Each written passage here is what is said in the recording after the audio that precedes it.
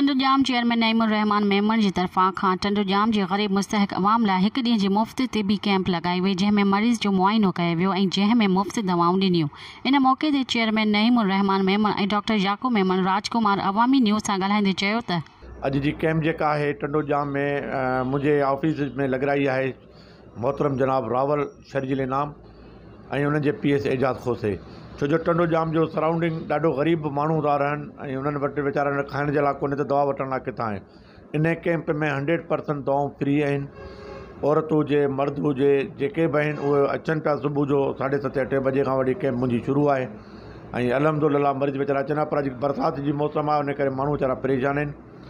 ऐं जॾहिं बि मूं वटि कैंप लॻे त माण्हुनि वीचारनि वटि दवाउनि जा पैसा न आहिनि त उहे दवाउनि जा पैसा ॾियण जे लाइ तैयार। पहले भी कैंप्स कर चुके हैं हम, और मेमन चैरिटेबल हॉस्पिटल का ये वतीरा रहा है कि एक वेलफेयर ऑर्गेनाइजेशन है ताकि गरीबों को ज़्यादा से ज़्यादा फैसिलिटेट किया जाए, वहाँ पे जाके उनको टेस्ट किए जाएं और दवाइयाँ फ्री में फ़राहम की जाएं, क्योंकि आज के इस महंगाई के और माशी बहरान की सूरत हाल में उनके पास इतने पैसे नहीं होते कि वो कंसल्टेंट्स की फ़ीस अदा कर सकें।